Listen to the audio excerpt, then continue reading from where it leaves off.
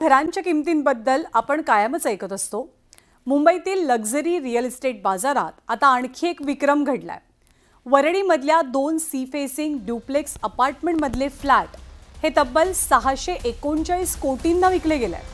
हा व्यवहार भारतातील आजवरचा सर्वात महागडा रेसिडेन्शियल विक्रीचा व्यवहार ठरलाय, म्हणजे घर खरेदीचा व्यवहार ठरलाय।